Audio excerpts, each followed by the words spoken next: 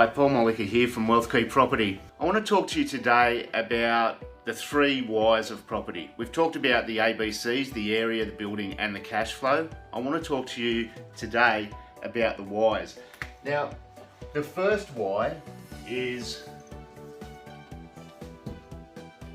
why are you actually investing in property? Now, everyone wants a piece of you. Everyone wants to either sell you some sort of investment or a property. I just want you to consider a couple of things around why property. I think it's a great asset class in the right circumstances. The first reason is for capital growth. You need the property to grow in value. The other is leverage.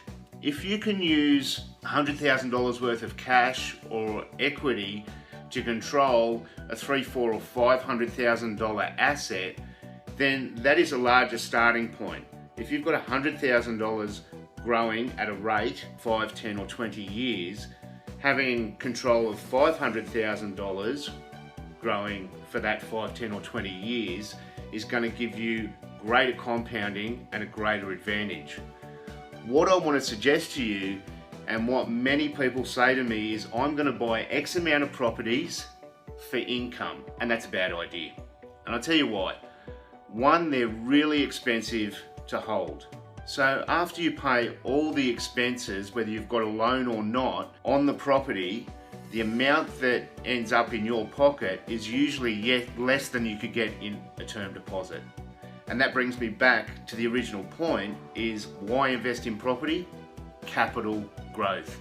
You want bang for your buck. The other thing is that when you're investing in a property, you can't, unlike other investments, you can't usually, depending on how your loan's structured, if you've got a $500,000 property, you can't just cash in $50,000.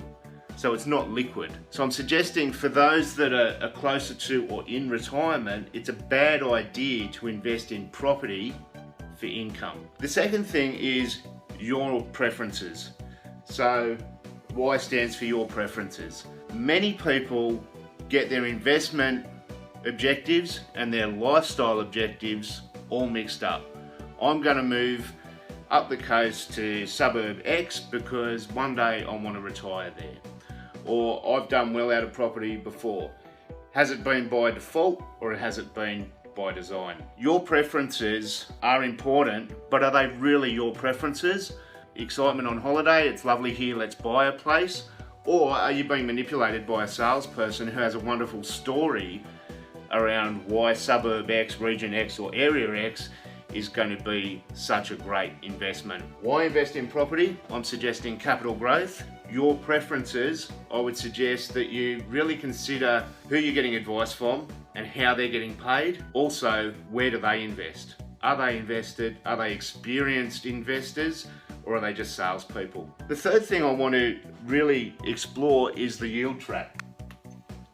Many people in our discussions say, this is a great property because I bought it for, pick a number, $400,000 and it gives me $450 a week return. So the way that yield works on a back of the envelope way is 5.2% yield is $100 rent per week on a $100,000 property, which is fantastic. If you can get more than that, it's great, but it's not necessarily an indicator of capital growth. It can, in conjunction with the building, the area and other research, it can be a good thing and it can reduce your holding costs so there's less cash out of pocket. It doesn't necessarily mean, a good yield doesn't necessarily mean that this property is a great investment. You've really got to look at the whole picture, capital growth as well as the yield. The other thing that I want to just quickly point out around yield is that it only grows incrementally. So there's very few circumstances where I can say that I've raised the rent on a property by $100 a week. Maybe $5 here, $10 or $15 there. Sometimes I've had to throw in an air conditioner or put some new blinds in or whatever. The yield will very slowly grow over time, and there's other things that are impacted. If you're borrowing, your interest rates are impacted and other holding costs. Whereas capital growth can jump. If you've got all the right upward drivers, what will tend to happen, unlike the share market that goes like this, is that property will flatline for a number of years and there will be upward pressure on pricing, then it will spike, then it will flatline again. We've seen this time and time and time again. So what we look for is the growth drivers and the upward pressure.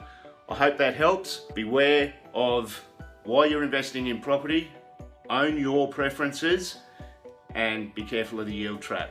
Happy investing. Thank you.